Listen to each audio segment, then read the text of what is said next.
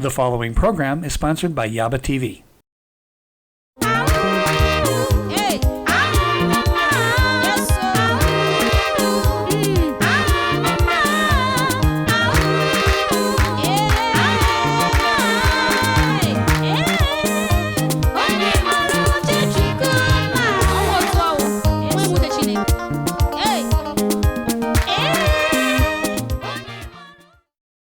Welcome to our show, the Yaba TV show. I am your host, Sia.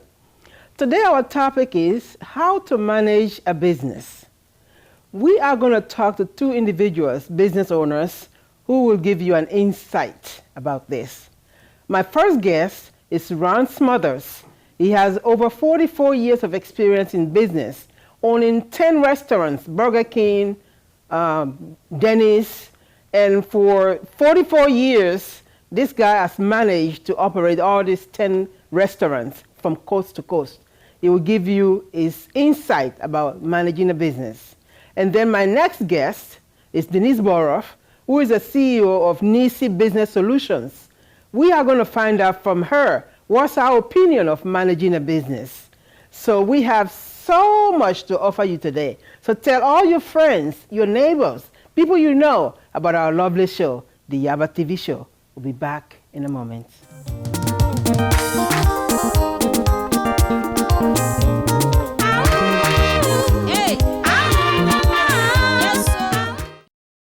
Welcome back to our lovely show, the Yaba TV show. I am your host, Sia. Today is a very special show. Like always, I like to say my shows are special. This particular show, we're going to talk about how to manage a business. And I have with me Ron Smothers, who has over 44 years of experience in operating a business. He's currently retired, but with all that many years of experience, he can show you how you can manage your business and what you need to do even in times of this pandemic, how to be successful. So I want to just welcome Ron to the show in a very special way. Ron, welcome to the show. Well, thank you, Sia. Thank you for having me on the show today. And I'm glad to be here to share my experiences as a businessman, because I know you want the youngsters, the prospective business people out there to kind of, get a feel for what it's all about and to see if that's something that might suit their fancy. Yes, absolutely. Well, I guess I'd like to just start off telling you a little bit about myself. Please do. I've been in business for 45 years, just retired, and those were 45 great years. I learned a lot and had a lot of success, had 10 restaurants, I say from coast to coast, from California to the East Coast in Maryland and Virginia. Had seven Burger Kings and 3 Denny's. And they're all gone now. So I learned a lot, and I wanted to touch up on something in my early childhood that I think was kind of interesting, is that I had a lot of jobs, little jobs, gardening for the neighborhood, car washing. Even one of the guys I car washed for went on to become the first African-American admiral, Samuel Gravely. So that was kind of an honor. Yes, absolutely. I worked in the cotton fields in Bakersfield and had at $1 an hour. I earned $55 a week for 55 hours work. And with that money that I earned as a child, I was able to take $100 and put in my wallet. And so from the middle school... Not in the bank, but in your wallet. No, in my wallet. And I walked around with that $100 in my wallet all the time. And let me tell you, that had a great effect on my life. It gave me confidence that I could buy anything I wanted to buy. It empowered me. And that kind of took me through school with that feeling that I was worthy, And so if there are things in life you can do that give you that feeling, go for it. So how did you prepare yourself to being an entrepreneur? Well, I think, let me say something before I think I answer that. Because I went through high school, I joined a program called Junior Achievement. And that's a program where they get students from local high schools, and you meet once a week, maybe 10 students to a group with 3 adult advisors, and you actually create a business. You get a name, you apply to the state for your, as a corporation. You select your product, you select your officers, you rent your space, you get the tools to make whatever product you desire, and you're actually in business from start to finish. At the end of the school year, you pay back. I mean, you sold shares of stock, so you pay dividends to the people that bought the shares. Okay. You actually do a business from start to finish, and that's what got me wanting to become an entrepreneur. Junior Achievement. And so people out there today in high school, you should have access to that program. And if you're thinking about business and you want to just get a feel for it, I say go for it. Go for it, indeed. So let me change the gear a little bit. Have you ever traveled outside the United States? Oh yes, I have. I think for myself, considerable travel. Between my junior and senior year in college, I went to Europe, spent the whole summer in Europe. I've had 2 trips to Africa, the East Coast in Kenya, and the West Coast. We had a Kenyan brother before you. Yeah, I saw him up here. Yeah. That's. Where did you go in the West Coast? Oh, on a safari. Okay. No. Senegal. Well, actually, we saw all the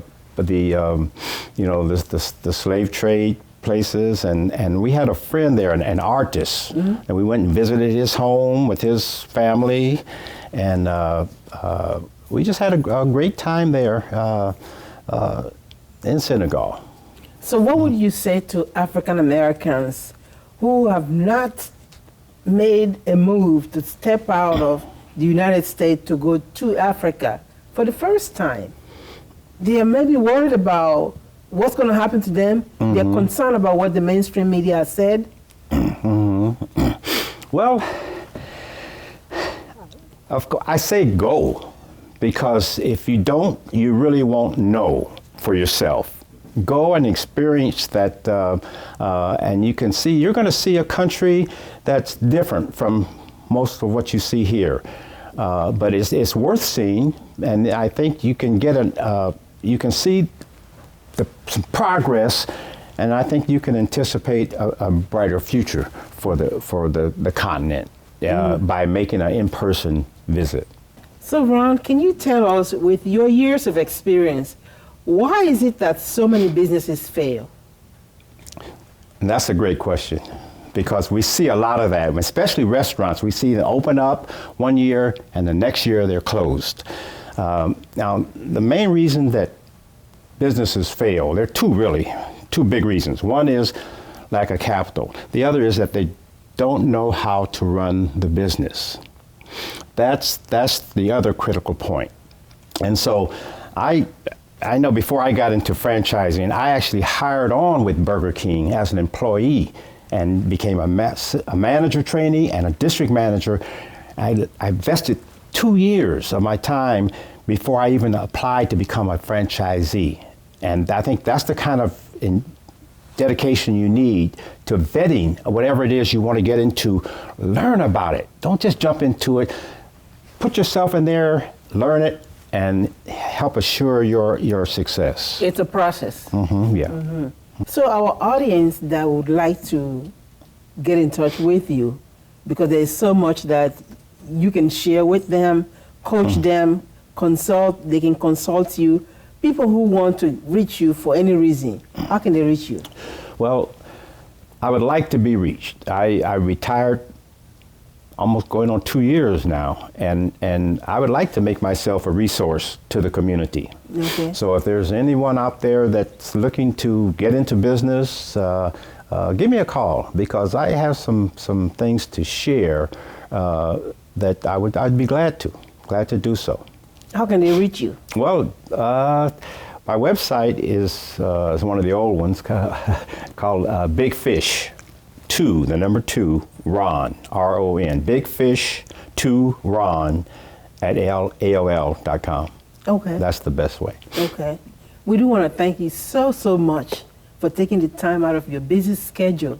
You could have been home relaxing, but you're here with us. Thank you again so much for being on our show. Well, thank you. You're welcome. We need to take a quick break to acknowledge our sponsors because without them, we don't have a show. We'll be back in a moment.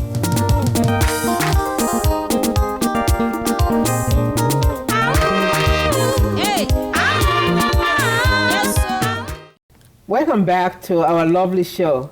My name is Sia, your host. Today we are talking about how to manage a business. My first guest, you heard about what he says, how businesses can survive. My second guest, Denise Boroff, is with me in the studio. I can't wait to hear what she has to say. Beautifully dressed, bright colors. Well, ladies and gentlemen, this is a moment to meet Denise Boroff. Hi, everyone. Welcome to the show. Thank you so much, Sia. Thank you for having me here. You're welcome. So, our audience that are watching us, the viewers, they're probably curious to know, who is Denise Boroff? Tell us a little bit about yourself. Well, I was born and raised here in California, so I'm a native Californian, and my heritage is African American and Choctaw Indian background. Okay. And so I've been living here all my life. I have visited other countries, but pretty much been living here all my life. Interesting. We'd like to find out a little more detail where you've been to. I'd like to get into your closet, secret closet. But let's talk about business. Yes. So many companies during this pandemic times, they've closed for good, which is not good. And some companies like yours is surviving and doing well. What is your secret? The companies that are doing well, like you said, are usually those who have taken the time to learn how to pivot. When things started to close, we learned other ways to reach out to our customers.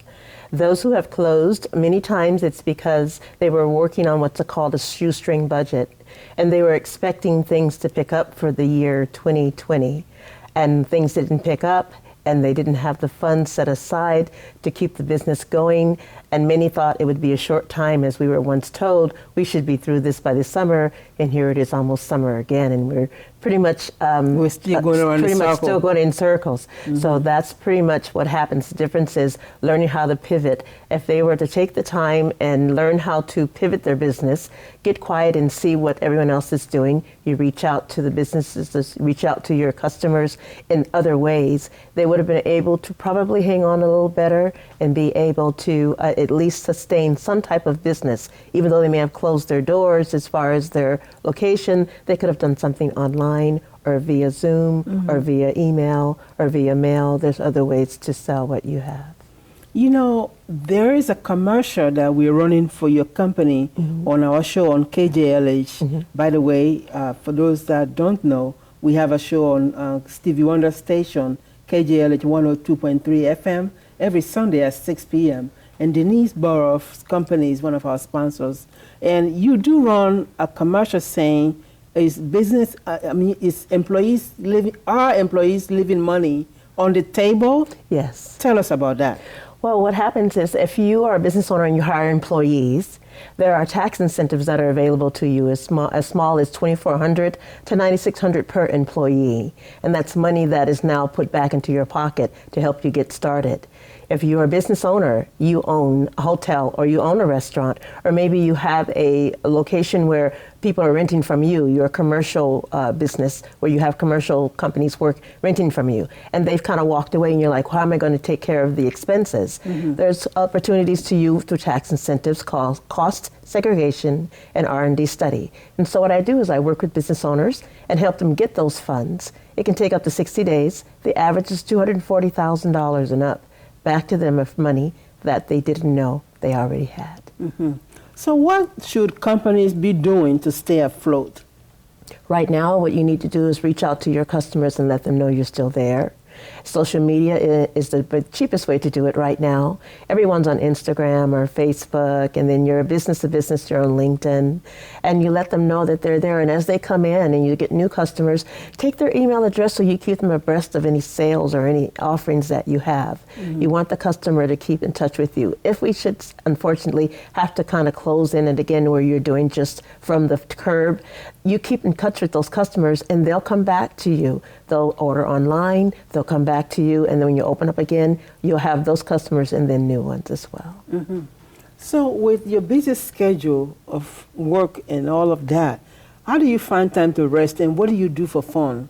I do take time out certain days where I rest and I go away from my office. And I know you have 3 cats. Yes, I have 3 cats, and sometimes they're in there with me. I have on Facebook where I'm sharing a share with one of them the other day, and I said, wish she can answer emails and and write them as well. But I do like to do things like walk on the beach. I like to ride my bike. My niece and I are going to go skating today. So I'm very active in the things that I do. I love to be outside, and even during the day, because I'm working from inside, I work from my home, I still go out at least once or twice a day and just walk and stand in the sun. It's just something about getting that fresh air that makes a difference. Fresh air indeed. Fresh air. And I must say, you look beautiful in your colorful outfit. Thank you. Thank you so very much. Absolutely.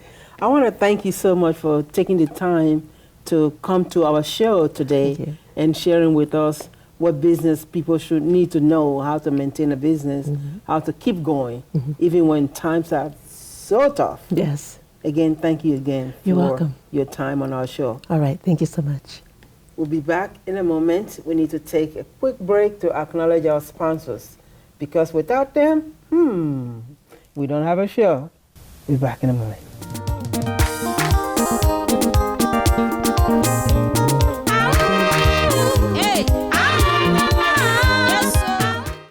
People have often told me when they are having so much fun with the Yaba TV show, time is up.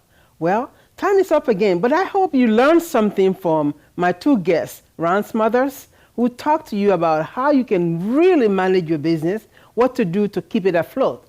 And then Denise also talked about how you can get money. Money to really keep you going. So I hope you learned something from it. You can contact my guests through us, or you can contact them directly from the number on the screen. But we want to thank you so much for taking the time to watch our TV show. We are on every Sunday at 2 p.m. on Channel 13 KCOP. So tell your friends, tell your neighbors, tell everybody you know about this special program, the Yaba TV show. Till then, we will see you next week at the same time on the Yaba TV show, your contemporary bridge to the motherland, Africa.